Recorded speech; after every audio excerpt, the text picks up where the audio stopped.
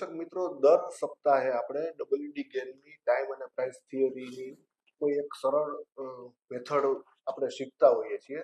તો આજે આપણે જે વાત કરવી છે એ 9 દિવસની વાત કરવી છે. ડબલ્યુડી ગેમ 90 ડિગ્રી એંગલને ટાઈમ માટે ખૂબ જ મહત્વનું ગણાવતા હતા.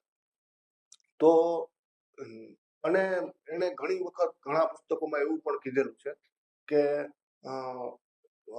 કોઈ પણ અંક હોય એમાં દશાંશની કોઈ મૂલ્ય નથી, એટલે કે ટાઈમ ગણતા હોય ત્યારે તો 90 ડિગ્રીને મહત્વ આપતા હતા, તો 9 પણ એટલો જ મહત્વનો અંક એમના માટે હતો, રાધર છે એમ પણ કહી શકાય.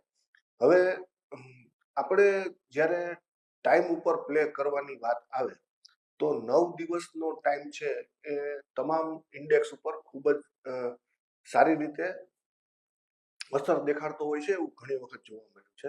એટલે કે ચાર્ટ ઉપર, ડેઇલી ચાર્ટ ઉપર આપણે કોઈ પણ એક દિવસે ટોપ અથવા બોટમ બનેલો હોય ત્યાંથી દર 9 દિવસ, પણ જ્યારે આપણે ટોપ અથવા બોટમની વાત કરતા હોય તો શક્ય હોય ત્યાં સુધી મેજર ટોપ અને બોટમ લેવા, એટલે કે વર્ષનો સૌથી ઊંચો ટોપ લેવો, વર્ષનો સૌથી નીચેનો બોટમ લેવો, એવી કોઈ મહત્વની જે ચાર્ટ ઉપર પેટર્ન બતાતી હોય ત્યાંથી 9 દિવસ ગણતા રહેવાના રહે.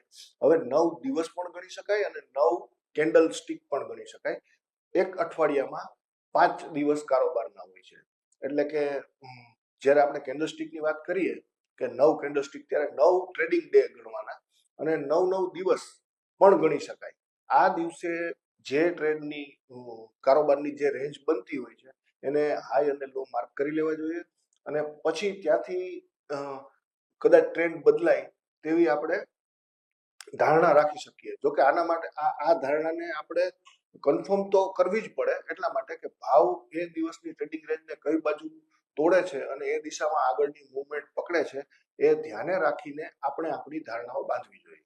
તો મિત્રો, આપણે આવતા સપ્તાહે ફરી એકવાર આવી જ રીતે ડબલ્યુડી ગેમની ટાઈમ અને પ્રાઇસ સાયકલ થિયરી ઉપર ચર્ચા કરવા માટે ફરીથી મળશું.